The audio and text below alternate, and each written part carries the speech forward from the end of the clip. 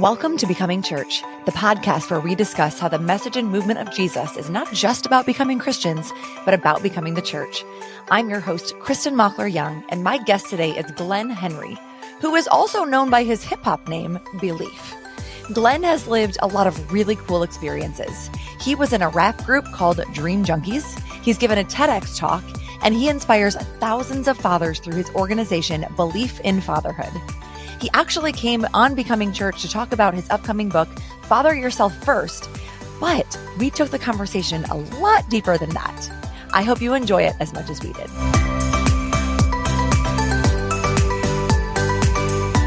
Hey, Glen, welcome to the Becoming Church podcast. Thank you so much for having me, Kristin. How you doing? I'm great. I'm so glad to have you. Look at your fancy studio. You're a big deal on YouTube, from what I understand. Is this right? Yeah. Well, yes. Humble brag. I had to accept the compliment because I'm trying to honor myself, because I have been working really hard at this, while at the same time not being a little too uppity. So, I would say that I'm somewhat of a big deal on YouTube, but I'm a bigger deal in this house. And so that's what really matters. So, yeah. That's awesome. Well, I will say that you're a big deal on YouTube, and then you can just take it. Okay. Thank you. Okay, perfect. Well, I would love to. I am actually new to your channel and your content and all of your things. And so I would like to also introduce you to our listeners. So we're going to start with just like a real quick fire Q&A. Yes. Okay. So you are a stay-at-home dad. Let's say your kids are napping. You've got an extra hour and they're all asleep at the same time. What are you going to do in that unexpected hour of free time? I'm going to probably go work on some music, write a song, try to get inspired by something. If I have nothing else on my schedule and I'm not promoting a book and I'm not making the content, I'm going to write. I want to write some music for sure. Okay. Well, tell me a little bit more about that. Are you a songwriter? You also perform? Yeah. So I was in a rap group called the Dream Junkies for years. And, since then I took that same talent and that helped me start my YouTube channel because my unfair advantage was I had these nice mics and I had a bunch of producers I worked with and all these good sounds. And so that's what helped me, catapult myself into the YouTube channel. So, writing songs is a part of my therapeutic process, but it also helps a lot of other people. So a lot of the men that I speak to on every Saturday morning, I meet with men, black men who want to be fathers or want to be good fathers. And we just talk about, life. And sometimes I play a record that I wrote or something that I'm working through in therapy. It's pretty awesome. Oh, that's awesome. Is the Dream Junkies music's out there for anybody to listen to? Yes. Yes. Okay, yes. You'll like it. I think, a lot of people really want us to bring it back. It's just not the right season. Okay. Okay. Listen, you got to know. That's good. All right, Glen, what is a recent dad fail that you're willing to admit on the mic? Oh man, so many. The other night my sons play inline hockey. And so they think they're so good. You know what I mean? And, they're very talented, but, they don't work on the fundamentals. And so they end up failing and falling apart during the game. And so the other night I stayed up till way past their bedtime, maybe 11 o'clock, making them rewatch the game and being see, you're slow. See, you didn't pass. So yeah. I was being a little bit too much of a sports dad. We were making fun of each other, but they really enjoyed that time. But I could have my wife had to call me and be like, dude, are you still up talking to them about the thing? And I was like, yeah. And she's like, come to bed. Yes, exactly. Yep. Okay. Well, see, and you learned. We learn and we grow. We fail. And then next time we may do it a little bit better. Mm-hmm. Yep. Who is a movie or TV dad that you relate to? Ooh, okay. And there's some that are inspiring. There's some that I relate to. I think if you watch my content, not so much in the vulgarity part of everything, not in any way, shape or form, but my content feels like the Bernie Mac show. Okay. Right. So, the Bernie Mac show, yellow writing on the screen, a lot of talking heads straight to the camera. Yep. Good morning. Hey, America. He talking to the audience as America, as the audience. And I'm talking to the audience very similar. I think that is probably the most similar to me. But the most inspiring to me is, King Richard, man. When I saw the story of Serena and, Venus Williams, it was so incredible. So yeah, that's the one for sure. Awesome. So I guess my next question was going to be, who would play you in the movie version of Father Yourself First, but maybe Bernie Mac? Actually, it would probably be Lil Rel Howard. He kind of fits stature wise a little bit me better. Okay. And I think he could pull it off too, because it is a lot of comedy that happens on the show. So yeah, he would definitely be the one. Awesome. Well, you have an organization called Belief in Fatherhood, which we are going to get into in just a second, but you also casually dropped that Belief is your hip hop name. And so I would like to know, how do I also get a hip hop name? So the Belief, I had super low self-esteem as a kid. I was, raised in an abusive home. It just was really tough for me to just believe in myself. Mm-hmm. So Belief was just one of those words that was a reminder for me to believe in myself. So it was just kind of like a little encouragement. So you think about something you may be insecure about, that it's kind of like, man, I really want to get better at this.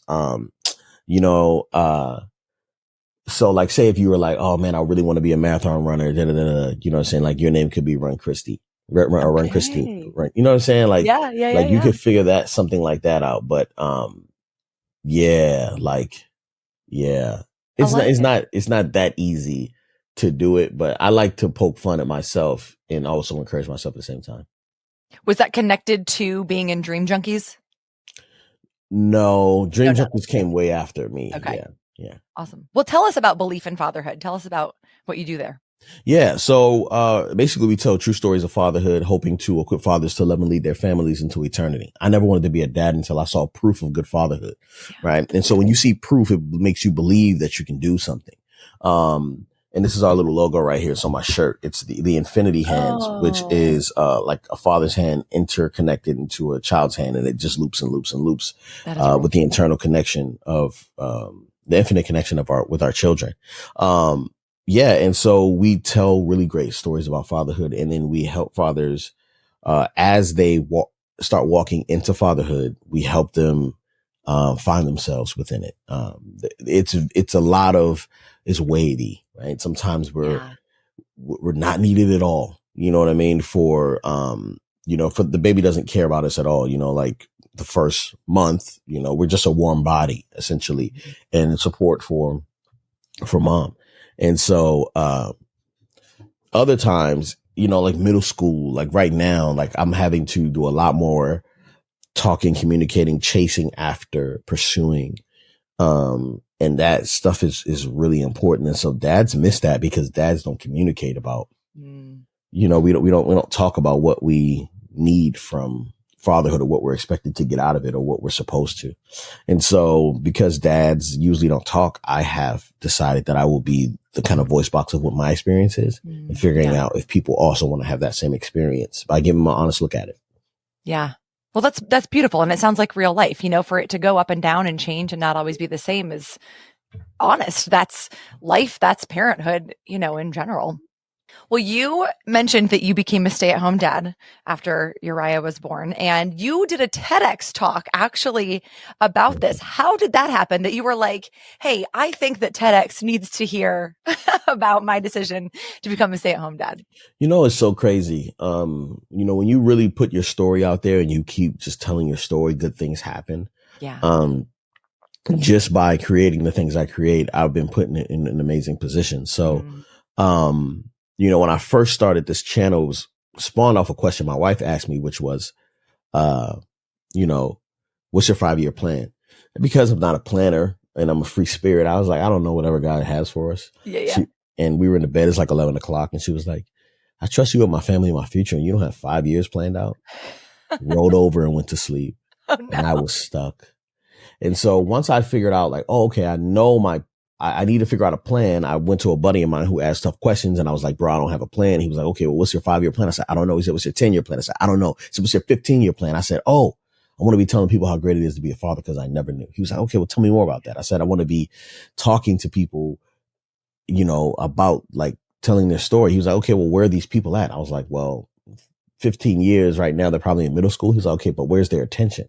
I was like, oh, it's on the internet. He was like, okay, well, how often do you have to post on the internet to reach these people in 15 years? And so that's when I came up with Belief in Fatherhood. Now, he said, what do you want to be doing? I said, I want to be writing books and speaking and Father Yourself First is out now, right? November 4th, it comes out. That's awesome. So, that is like, this is one promise that I have kept to myself. And the TEDx opportunity was another. I was hanging out at Playlist Live, which was like a VidCon type of conference in Florida. And there was a lady there who, we were all just kind of paired up together because we were like the old people at the young event. Okay. And she just happened to be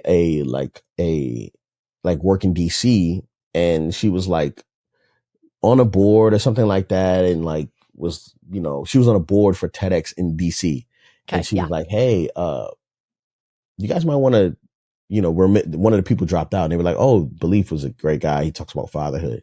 And so I met her, and then she was like, hey, this thing is happening. And at the time I'm like really broke. Like, I can't even afford, like I got the plane ticket there, but I couldn't, like my card wouldn't swipe for like the $500 deposit for the hotel. Yeah. So my wife had to send me money through PayPal. It was so embarrassing. And I get up there, and, they don't fly you out. Right. It's just like, go up there and say what you do and try not to run, and, my sound check was so bad. That was the advice. He was like, just don't move so much. You'll be fine. And they weren't really expecting anything, but, I prayed right before I went on, and I was like, Lord, every time I do something, I always do it with the fear attached. And then after it's over, I wished I could do it without the fear attached. So just please remove the fear and just allow me to find the people that you want me to find, and encourage the people that you want me to talk to. And right after that, like, and it was so bad. Like, there was a guy behind, they give you like little handlers. So when you're backstage, they're watching you. Have you done one before? We hosted TEDx Charlotte here, actually at our church. Okay. So I got to be the MC for our event and all the whole thing. But yeah, they give you handlers so you don't run, right? Because they're like, it's one of the biggest fears of people. So I get over there, and they're like, yeah, you're about to go on. And I go up there, and it just was like, Lord, remove me, please, and do your thing. And it was amazing. It was an amazing opportunity. It was a good talk. Fun. And it got over 1 million views. So pretty pumped on that for sure. Yeah, I watched it. I watched it. I have to tell you, though, I do have a confession for you. All right. Glen. Absolutely. So this was the first thing as I was like researching, Brittany reached out to me about your book, and I was like, who is this guy? What's he about? What's happening? So I looked up your TEDx talk, and I was watching it, and I have to be honest with you that there was a moment while as a dad, you were talking about, these crying in the bathroom and like your 1-year-old like banging on the door and having to do all this dad stuff. And in my brain, there was a voice that was like, well, he will get praised for this as a dad, even though moms everywhere do this all the time. And just because we're either expected to or we do it, but then we're like criticized for not doing it right. Like there's that double standard, right? Where moms are expected to like perform and do all the things at this level. And sometimes the narrative is if a dad can do the bare minimum, it's like, oh, he's such a great dad. Absolutely. So talk to me about that. What are you doing to try and help that, like change that double standard? Yeah, I mean, it's not my job to change this sure, the perspective of the world, right? Yeah. And I didn't always believe that. So this is a newfound thing for me. I think that the reason why men get that type of praise is because they're not in that type of position normally, right? Sure. It's not normal for them to be in that way. I was more being praised for because my right before I said that, I said, what do stay-at-home moms do all day? I'm going to be bored. Like I thought it was going to be boring and not a challenge at all. Yeah. So I was recognizing the fact that people who have this job have to go through a crazy amount of emotional labor that I had never experienced before. Yeah. So at the first moment I'm confronted in it, I break. Yeah. Right. And so the story isn't, oh, he's being praised for this. I mean, you could take it that way, but my thing is, oh, I'm being humbled. I don't know anything. I need to put myself in a position of most people I don't understand so that I can share their perspective and be able to support them. Quick caveat to that is when I did like work in the office and, I started to venture out after I started making money from Belief in Fatherhood. My wife was a stay-at-home mom. She didn't even have to say she needed a break. I knew it because I could recognize it on her face. That emotional tiredness that where's the end of the tunnel? I can't see a light. I'm dealing with so many different types of fluid, from bodily fluid each day. Right. And it wasn't like, people can take it as that if they want to. Yeah. But the point is, like, I'm in a position to understand more about what these individuals go through. And so there still are a lot of men who would say, I'll never stay at home. I'll never be that. And my wife doesn't do anything all day. Like, there's still men who say that. Yeah. But when you put yourself in that position, especially when you have young kids, you're unrecognizable to yourself. It's a whole time. Yeah. Yeah. So I'm not really interested in pushing back against that narrative because I can't, I can't control that, Sure. But also there is a level, and this is not the main story here. There is a level of parental gatekeeping where some dads want to try to help, but they're not allowed to because of fear that they're going to just screw it up anyway. You know what I'm saying? Mm-hmm. And so, there's some give and take there, but there's much more that men need to know. Working parents need to know what stay-at-home parents are enduring, for sure. Yeah. And I did not, that obviously wasn't the whole point of your TED Talk and what you're doing, but as I was watching, I was like, I know that this is a thing. So I think even truly by your lived example, all the things that you're doing, the way you're talking about it in humility, I mean, even if you're not effectively like working to change the narrative, I think you're doing it just in how you live differently and parent differently, Yeah. And it takes a longer to get that though, because people want the solution to their problem. Right. Sure. Some dudes come up to me like, why you don't talk about child support? I'm like, well, I don't pay child support. You know what I'm saying? So like, I don't talk about it, but I understand where there is a lane there for more people to talk about that one specific thing. And, there's a lot of problems to solve. My thing is I want to be proof. I don't want to be the example. I don't want to be perfect. I just want to be proof. That's good. That's good. What has been the hardest stereotype or assumption to kind of overcome as a stay-at-home dad? Man, comments are mean, Black fathers aren't around. He'll leave in a moment. Yeah. He'll leave. He's not going to be around. They say that about you even as you're doing it? Absolutely. Oh, Glen. Yeah. Those stereotypes are very bothersome. But it's like, man, I get to prove them wrong, and my children get the benefit from it. Yeah. And not only that, they get to live a more extravagant life, not extravagant, but they have better opportunity just because we create the content about it. So, for instance, I let my son watch Mighty Ducks. This was probably, I want to say 2020. And he just we just cut off all his hair, and he was like watching, Coach Bombay and like these kids. And he goes in the backyard. He's like, man, I want to get a hockey stick. I'm like, man, I'm not buying you no hockey stick. If you want a hockey stick, you pay for it. Cause he has no money. Okay. And he's like 7 or 8. And he, buys a hockey stick from Amazon. It comes and he's back there. Quack, quack, quack. He's in the backyard tripping, and I'm kind of like, man, this dude is out of it, right? And I used to play like street hockey as a kid on rollerblades, so I know a little bit of hockey. My dad's a big Kings fan because he moved to California, and so I was like, all right, I'm back there playing around with him, and these kids are playing, and he learns how to skate. So he's like, I want to play hockey. Can I play hockey like in a league? And I was like, okay. So we took him to go to this hockey rink, and they have like a bucket of like leftover gear, and he's like putting on the leftover gear, and he looks like, remember the movie The Little Giants when they were like assembling all these, like, the kid puts the cup on his head, like, you know what I mean? Like, he's walking so crazy. He looks so crazy. But you watch him, I'm looking at the camera and I'm watching him, and I can see his eyes, and he's studying the game, watching how everybody's moving. Yeah. I'm like, oh, that's weird. So then he starts loving the game, starts playing the game, starts scoring, starts getting really fast, starts doing all this stuff. And then last year, my agency was like, hey, I'm going to meet with the lady from the NHL, the agent there. Do you want me to see if we can do a brand deal or something? I was like, absolutely.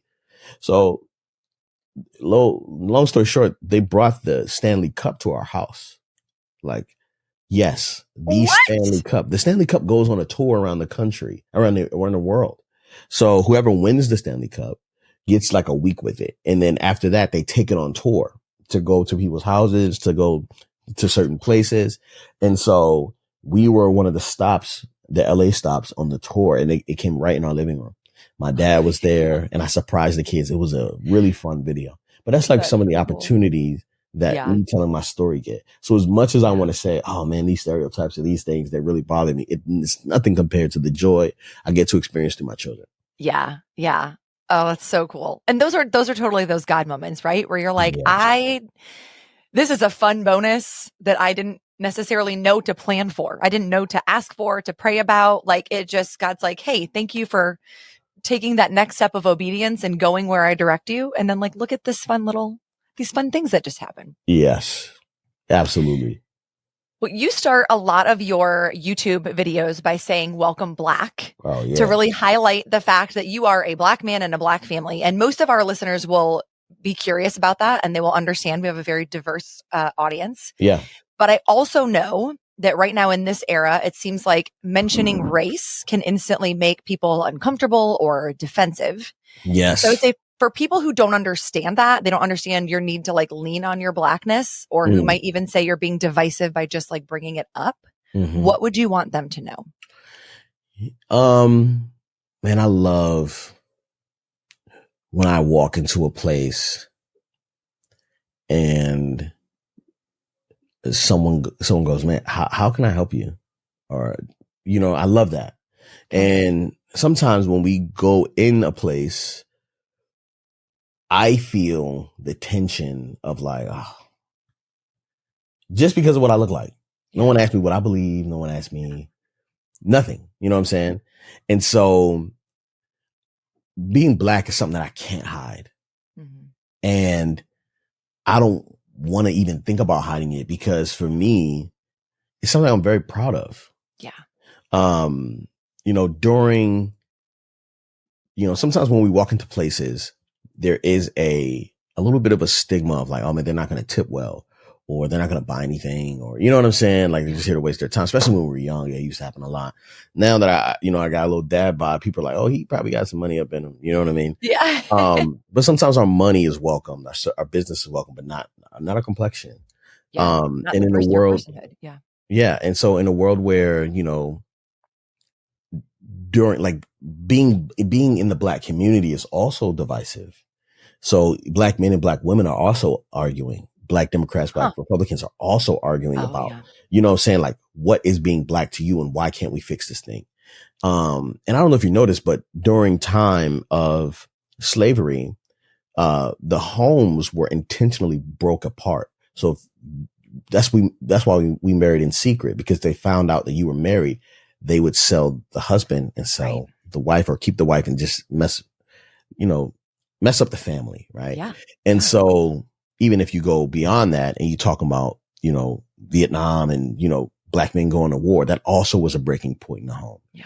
And so for me, saying welcome Black, it's just a really cool play on words, because I'm an MC and I love that. It is. But also because I want Black people to know they're welcome. Yeah.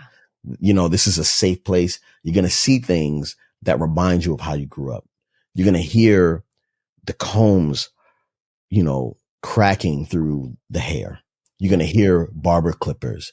You're going to smell nag champa, which is an incense. It's going to feel like home. You're going to see an ashy knee, and you're going to see it. You're going to see it, therapeutically rubbed in some lotion on it. Yep. You're going to see some food that reminds you of your childhood. It's going to feel like home. And that is something that I really love about who we are, and something I would never want to hide. So I like to confront it right away, because race, that's not my problem if it makes you uncomfortable. You know what I mean? And that may be more of a reason for you to watch it, because you don't know how important it is to say, hey, welcome Black, Yeah.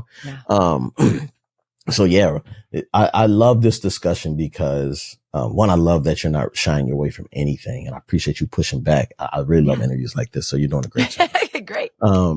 And yeah, like let's be proud of who we are, and your heritage and where you came from. I think that's super important. Well, I always try to, on this show, I mean, we lean into a lot of things, a lot of topics on this podcast. We don't really shy away from a lot. And I always try to remind the listener, like, hey, get curious about your discomfort. Like if you're listening and you hear something and all of a sudden you either start to get defensive or it makes you uncomfortable or whatever, instead of shying away from it, like lean in. What is it? What are you feeling? What are you thinking?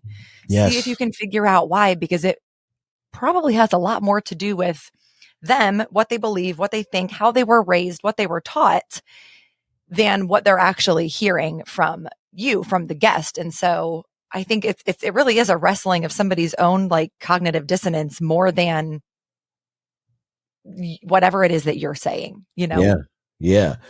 And I have to work through that same thing. Well, why am I offended? And this is what the book Father Yourself First is about, right? Yeah. It's like, okay, am I being asked to be a father at this moment, or can I be a child? Can I throw a fit? Right? Like what can I do here? And most of the time the answer is no. You're always asked to be a father, especially when you have the heart of a father. It just kind of, everyone's expecting that from you. Everyone is expecting to be cared for you without really caring for you or knowing how. It's really hard. But yeah, like I am often wrestling with my own thoughts and thinking, well, why am I offended by that? Yeah. You know what I'm saying? Or why does that bother me when they came in and they didn't do this? They didn't acknowledge my wife. Like, what is that? You know, is that my problem? Is that their problem? Yeah. You're not going to talk to them like it's their problem. They didn't know any better. Let's figure it out with you and then address it. You know, like that's the conversations I'm having with myself, because that's the same conversation I would have with my children. Right? Why are you upset about that? Is it true? You know, especially the girl and the oldest, man, they go at it so bad, and I'm having to re-talk to them and say, what does that mean? Theo said, you look, you can't dress. Have you seen what he wears? Do you want to accept his, you know what I'm saying? Like, right. Are you going to let his opinion matter that much? Exactly. Consider the source, baby. And I have to say that to myself. Consider the source. Yeah.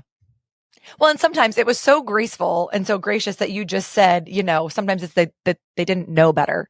Mm-hmm. And so trying to believe the best about somebody is really beautiful. But also, Glenn, sometimes they do know better. And I'm sure that those are conversations you have to have with your kids too. And that's unfortunate. And trying to, I will never understand that tension of like, is someone treating me as a female, like kind of, female in a leadership ministry position. But I will never understand your experience of trying to have to discern, like, is someone treating us a certain way because they didn't know better or because they're just flat out being racist? And so can I tell you a cool story?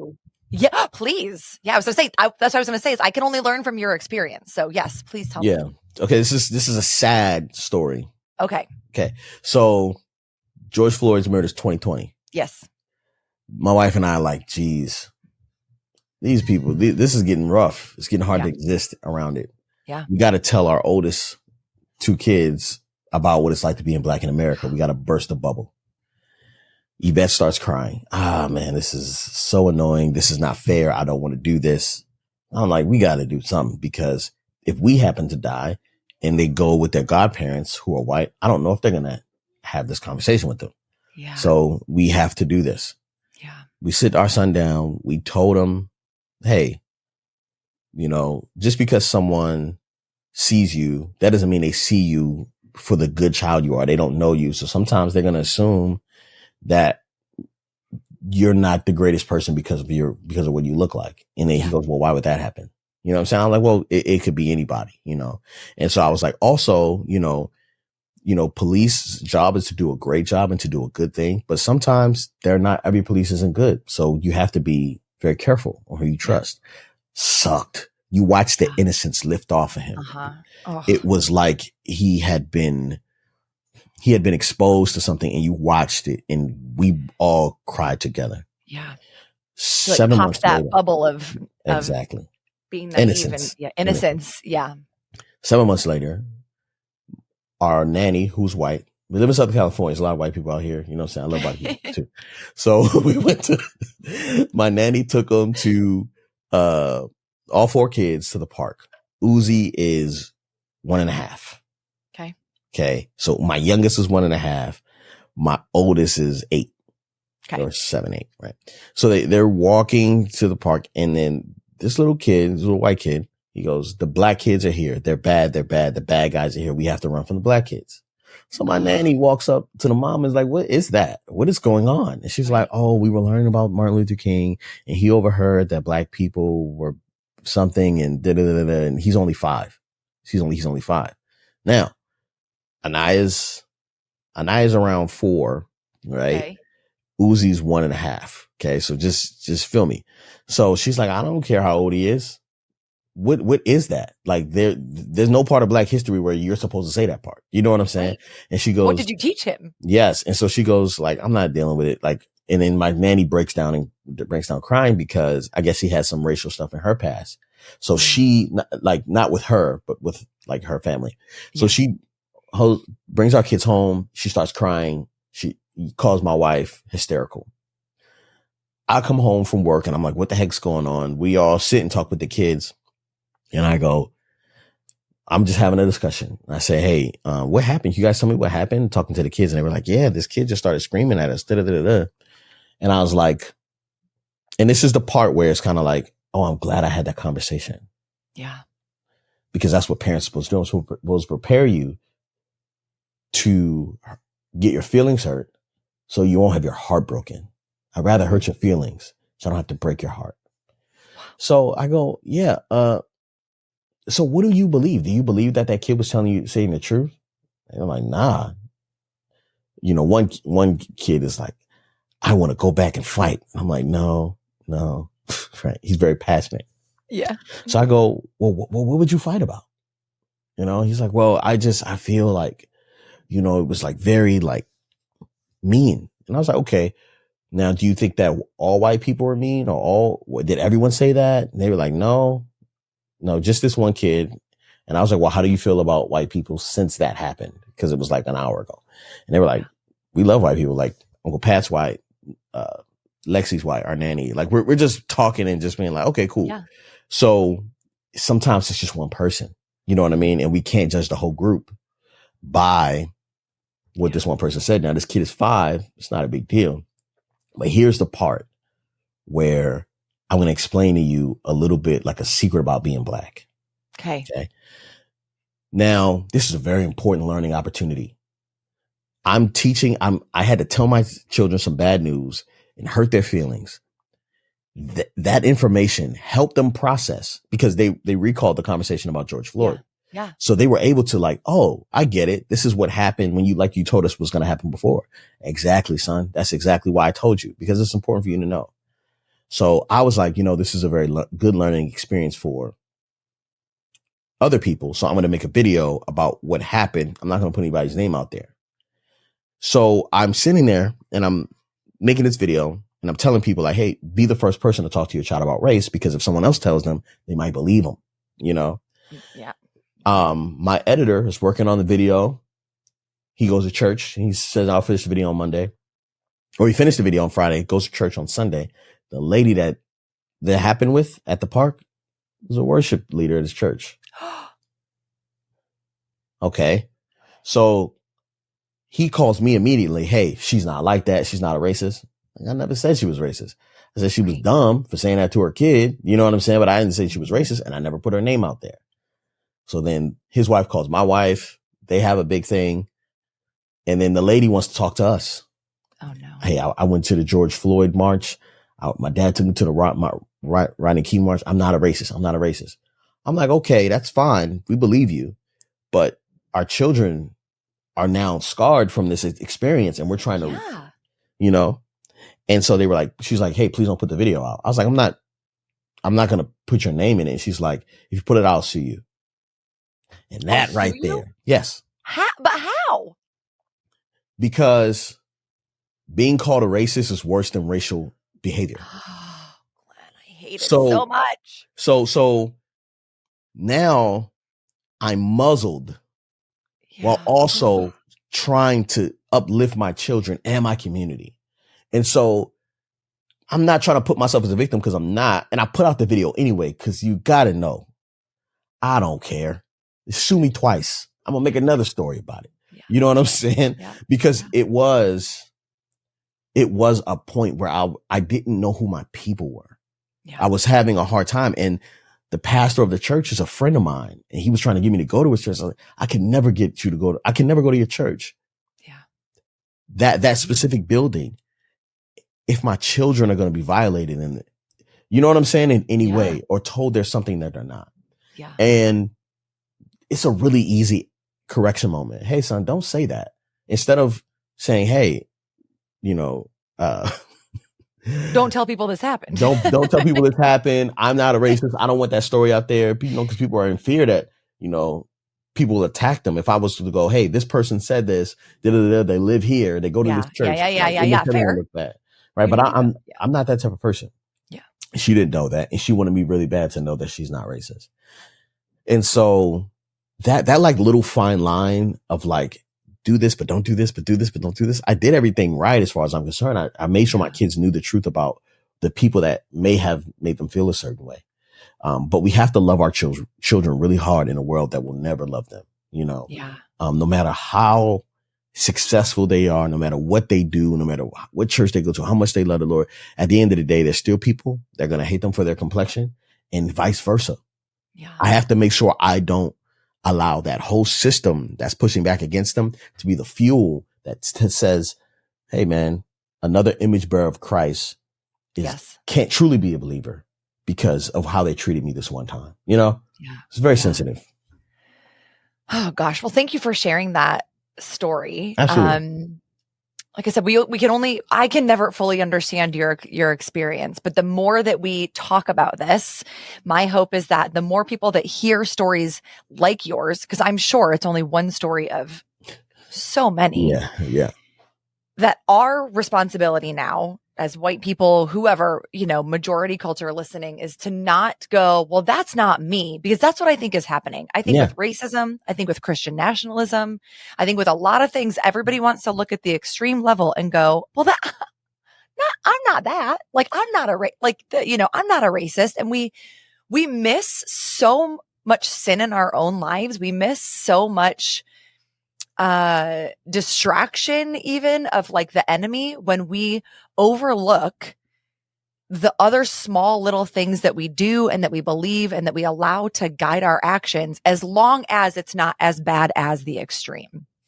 And that is so damaging and so divisive and so of the enemy, for people to not be able to have humility of going like, okay, but what can I learn from this? How can I do better here? Yeah. The big push right now is don't idolize your race.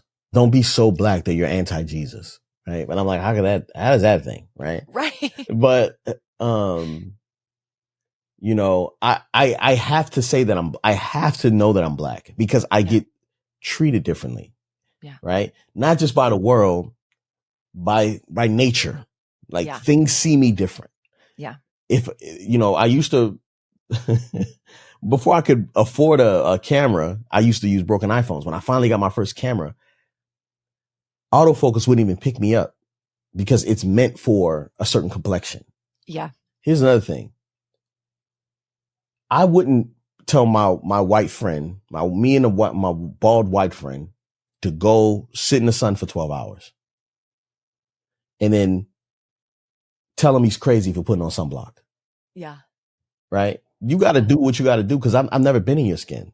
Like you have to do what you got to do, And so I think that is hard because we really think that we're not like that, but we truly don't know. Yeah.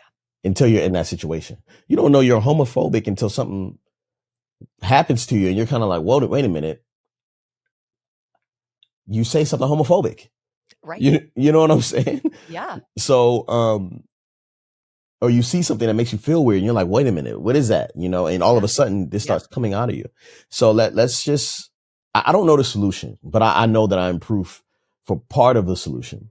And so that's all I'm trying to do, is be obedient to that. Yeah. Well, thank you for letting me take you on kind of that. No, I love it. Side story there.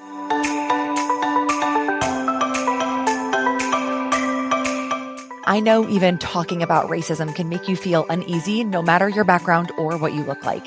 But like Glen mentioned, the best thing is not to pretend it isn't happening, but to lean in and join the conversation. In the show notes of this episode, I've linked up some resources like Brownicity, Be the Bridge, and We Choose Welcome. I'm also going to link up some books and other podcast episodes as a kind of recommended reading list. If you're just beginning to learn about racism, or you're starting to do the self-awareness work to check your own biases and beliefs, please know that you can always reach out to me through Instagram at Kristin Mockler Young or through becomingchurch.tv. Because while I'm not an expert, I've met a lot of people who are through my own education, and I'd love nothing more than to connect you with their voices. All right, now let's get to Glen's book, Father Yourself First.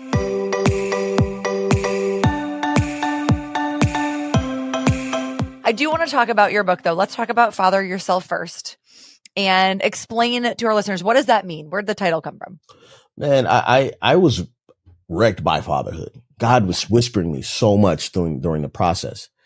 You know, so many different things that was happening. I was like, oh my gosh, like I would never be able to apply what I've learned from my father or from men in my life without this experience being a father. And so fatherhood gives you the opportunity to apply all the things you know.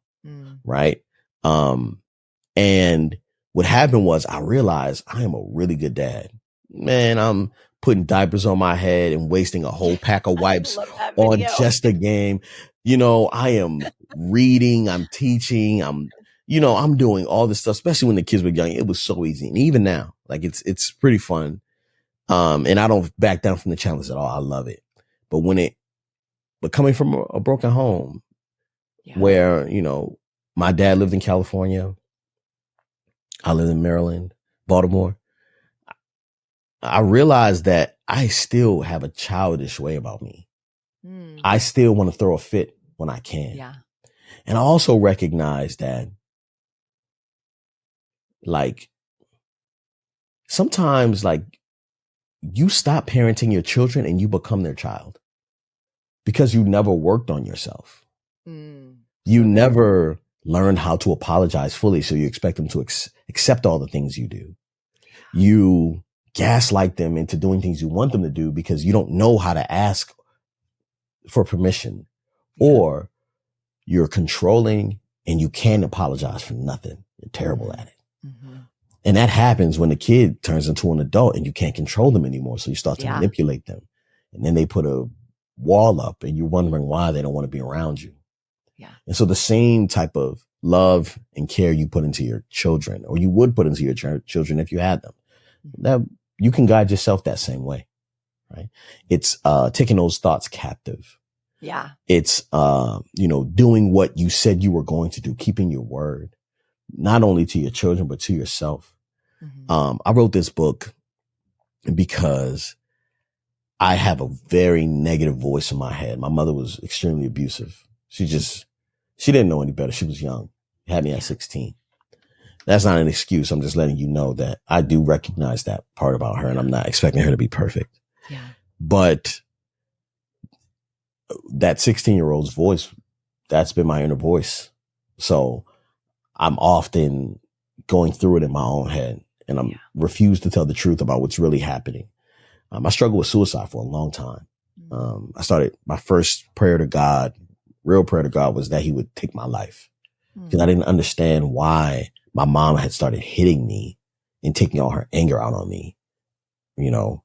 Yeah. And those type of thoughts, they don't go away.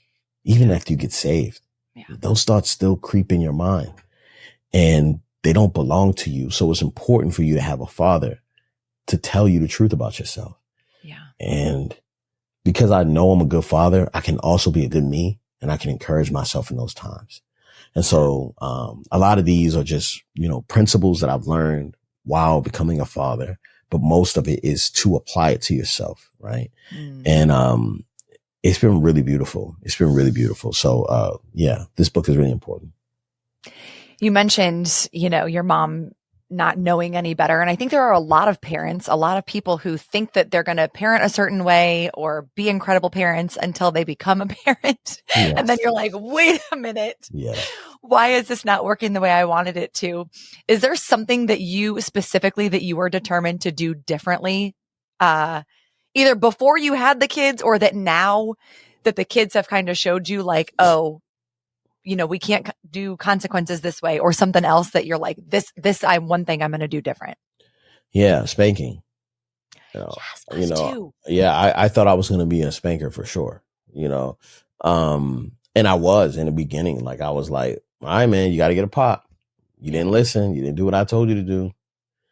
And my wife is such a good one. She always asks the best questions in the worst times. It makes me feel like crap, right? But she's such a good partner, man. This woman is amazing. And she goes, I'm about to, my son is doing something. And I'm like, I got to give you a spanking, bro. That sucks. Go upstairs. I'll be up there in a moment. Yep. My wife is like, babe, I don't think that's working. What do you mean? She's like, well, you're teaching him to fear you. He doesn't know what you're talking about. And she's like, he hasn't really been given the tools to like do anything. Like, you're just teaching him how to be fearful. And I was scared of my mom. So I knew, and my dad. Yeah. But I didn't want that to be my children's story. Yeah. And, Theo's young. He's 4 years old. And I'm like, okay, so why do I feel like I need to spank this child? Mm-hmm. Because he didn't listen. Yeah. Well, why didn't he listen? Because he does what he wants to do. Well, why does he do what he want to do? You're not teaching him how to control himself. You're not teaching him self-control. He doesn't know what to do, so he does what he wants. Oh, so he's not trained. How long does it take to train a child? Until you don't need to train him anymore. Yeah. The reason why we spank, and I'm not saying all of us, but this was my reason, is because I didn't have time. I didn't have patience to train. That is so good. So instead of spanking him, I sat down with a whiteboard and I drew a bunch of smiley faces and sad faces. And I said, hey, when you do this, this is how it changes the home. This is what happens when you do this. Now, when I'm gone, I need you to do this. And that's a lot of pressure to put on a 4-year-old. But I'm a young parent. I don't know. I'm stupid. Dumb. So before you have a child, you're a genius. Mm-hmm. You think everything, all them little ideas are going to work. And you're confronted with the reality that for the first 6 months, they kind of catch you off guard because they don't do anything but just bodily fluids. And you're like, oh, this is amazing. And then they start walking and you're kind of like, dude, sit down. You're about to, fall over everything, and then it becomes like they learn how to speak. They learn how to, you know what I'm saying? And then they have a mind of their own and start talking to you crazy and then the emotions come out and you start acting like a child. So yeah, my wife asked me that one question and I had to go within myself, ask myself these questions and parent myself out of spanking my children. Yeah. Because I realized I wasn't being effective and I wasn't being patient. That was the real issue. Yeah. Yeah, we did not spank my oldest just because she fell in line. My youngest, I think she got spanked twice. I didn't feel great about it the first time, but we had like run out of option. We were like, we don't know what else to do. Didn't feel like it didn't feel right, but again, new parents. How many the second kids you time, two daughters. Okay. Yeah. So our youngest was like, I don't know, 2, 3 at the time. After the second time, I was like, Peter, my husband, I was like, I'm pretty sure these are fake tears and this is not changing her behavior. So like, we're never doing this again. We are never, ever doing this again. Yeah, that's good. No. And it's good for you because you learned a lesson, that there might be a different approach. And I'm going to tell you something. That second child is a doozy. Yes. What they are. I don't know what happens during conception or during those 9 months or 10 months, the baby's in there or what happens, but they snort a little crack and they go crazy. The second child, I don't know what happens. It's just like they break all the rules. And, my theory is that the first child is taught how to be an older sibling. So they're taught to be gentle. Well, the second child is like, oh, well, everyone's going to be gentle with me. I can be rough and reckless. Yeah. And they just learn, they teach everyone else where the boundaries are. Right. Yeah. And the third child is like, you better not. don't you do it. And they're like, man, I wasn't even thinking about doing anything. Yeah. You know? So yeah, that's fun. I love when I hear the stories of second children. It's just so interesting because it's such a curveball. They're so different from the first one. Yep. She is her own little kind of special, that one. Yeah. Well, Glenn, if there was one thing that you wanted the men specifically listening to know, whether they're parents or not right now, what would it be? You know, you don't have to be what you had. Right. That's good. You can be more than that. And that's even if you had a great parent, maybe the standard is too high. I want men to have a space for humanity, because we are sometimes the only stable thing in a person's life. And that sturdiness didn't allow enough bend for us to sway, and develop over time. We're just called to be consistent. Yeah. And I think that men need to breathe. And I think we need a present father to help guide us. And I think a lot of self-motivation is important for men. And so developing the language to learn how to love yourself, like the father you wanted to give you that hug, man. I have to ask my family to give me a group hug because no one gives me a good enough hug. I'm like, nah, it's group hug time. I need a hug, and don't breathe. I need a big one. Yeah. Don't breathe on me. Just hug me, Yeah. I want to give men permission to be human, and that means they need to be cared for. And for me, that means they need to be fathered. And I was sitting here. My dad has been around a lot more, and we've been really connecting. It's been really cool having him around. Great. But my dad, very surface. And one thing that's been happening is he's been confiding me about a lot of things, and it's almost like I'm fathering him, And at one point, Chris and I got really jealous because I was like, oh, I am for you what you never were for me. Yeah. And not that my dad didn't do things that I needed. When I was going to off myself at 19, he gave me a place to stay. I moved out here to California. I started over. Yeah. But to have a place to fall apart, I've never really had that. And so I've had to create that in my wife, in this little family we have, in my own family, where I can break down. But my dad gets to do that in front of me, and I can hold space for him, but also be a little jealous, That's fair. And so, yeah. Oh. Well, in your TEDx talk, you ended with the line, "The father makes himself present, and then the children run to him." Do you see that analogy playing out with like God the Father? Absolutely. And us as his children? Tell me about that real quick. When I would get home from a tour, I'll be gone for, 5 weeks or whatever. All I got to do is open the door and boom. There is a point where the children stop running after you. My son is 12 now. He won't hug me in public when I'm dropping him off for school. And I used to force him to do it, but I'm like, that's kind of embarrassing. It's not a lot of kids at this school anyway. So I don't want to, he only got like 6 friends. I don't want to make him look like a chump. Right. So, the thing is, I thought the father makes himself present and we pursue him. But that is how it is to be with God the Father. And I think that's a little lesson that we have when our children are young. Hey, you're going to need to still pursue your father during these times, because sometimes you're going to have to chase after your children. You're going to have to pursue them like the prodigal son. Right. You know what I mean? Yeah. The son just made himself present and the dad ran full speed. Yeah. Sometimes you're going to be the one being chased, and sometimes you're going to be the chaser.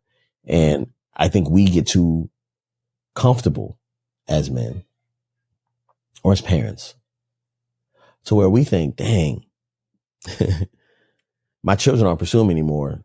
They don't respect me. We almost get offended that they're not the same kids anymore, right. And that's a problem. We need to learn how to pursue our children. And so one thing I would say is, if you can, even though it's annoying, make moments for like game nights.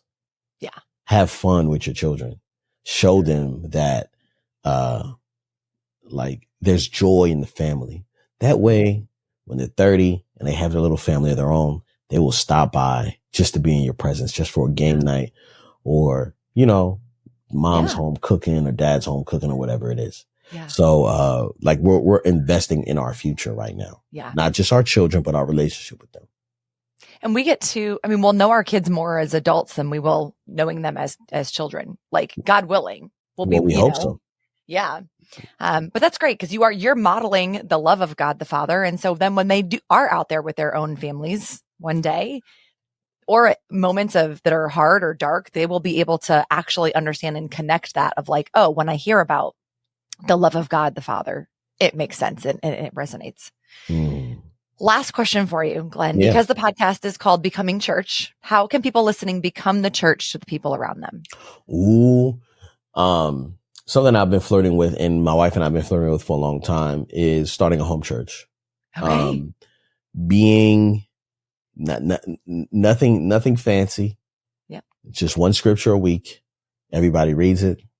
Everyone applies what they've read throughout the week. You worship together. You break bread. And even the children are responsible for going out and living out the scripture throughout the week. Yeah. And then the next week you talk about it and you pick up another scripture. I think we have we have an interesting, corporate church philosophy. Yeah. To where the bigger, the better, the more, the better. But it's something about just operating in a small community and encouraging people to love God and pouring your money into people in the community who need it and blessing them. Yeah. That is valuable. Yeah. And some of you guys are right now trying to figure out what kind of church to go to. I don't really like the children's ministry. I don't like that. Be your own church. Be your own church with your own little community. And that suffices. And I don't think God's gonna have no problems about that. And it's not calling you to be a pastor, right? Right. But it's calling you to live the scriptures, right? So yeah. Yeah. Everybody can facilitate community and talk about Jesus and come together united in that. So yes, absolutely. Well, thank you so much for being here. I'm going to link up the book and your YouTube channel and all the things so everybody can follow you. This has been such a delight. No, for real. This is one of my favorite interviews I've done, and I've been really doing a lot of interviews. So thank you so much, Kristin. Oh, I'm so glad.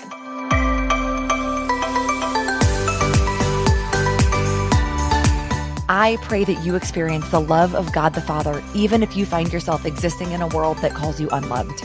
I also pray that you and I would embody that inclusive love ourselves so that we can give it to the people who need it. I'm always so proud of you for being here and hanging in on these tougher conversations. And I would love it if you would share this with a father, a parent, or someone else that you know. Let's keep adding more voices to the ones who really are going out to become the church that the world needs. Until next time, thanks so much for being here and keep becoming the church to the people around you.